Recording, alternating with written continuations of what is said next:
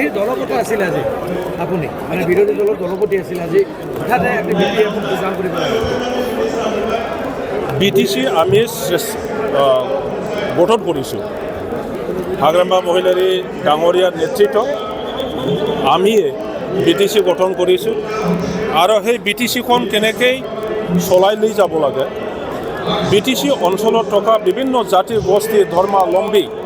প্ৰত্যেক মানুহসকলক কেনেকৈ একতা কৰিব পাৰে এই উদ্দেশ্য লৈ পেলাই BPF দল গঠন কৰি গণতান্ত্ৰিকভাৱে ৰাজনৈতিকভাৱে পৰিচালনা কৰাৰ এটা পৰিকল্পনা লৈ পেলাই আমিও গঠন কৰিছোঁ BPF আমাৰ মাজত অলপ মলমালিন্য হৈ পেলাই এক বছৰমান মই BPF দলৰ পৰা আঁতৰাই UPPL দলৰ থাকি পেলাই মই কাম কৰিলোঁ কিন্তু এইখিনি সময়ৰ ভিতৰতে মই উপলব্ধি কৰিব পাৰিছোঁ যে BPF এৰি বেলেগৰ লগত যদি কাম কৰে তেতিয়াহ'লে BTC গঠনৰ যিটো উদ্দেশ্য সেই উদ্দেশ্যৰ পৰা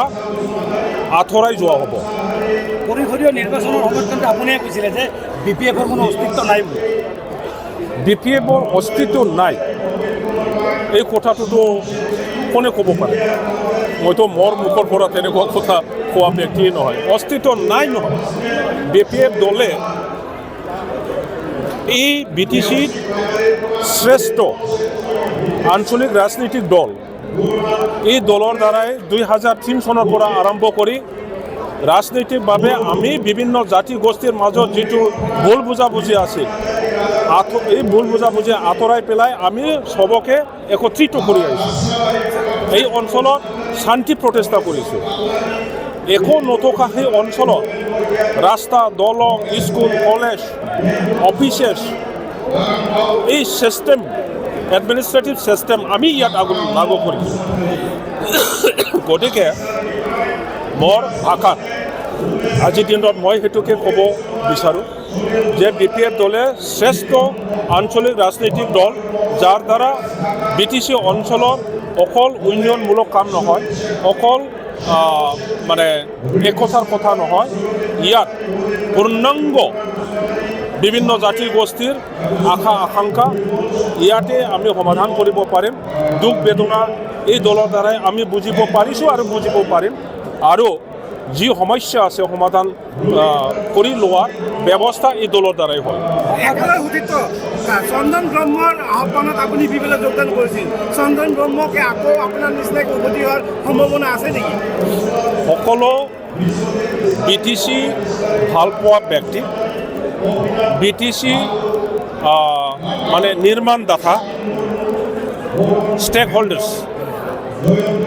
যিসকলে BTC শান্তি বিচাৰে একতা বিচাৰে আৰু উন্নয়ন বিচাৰে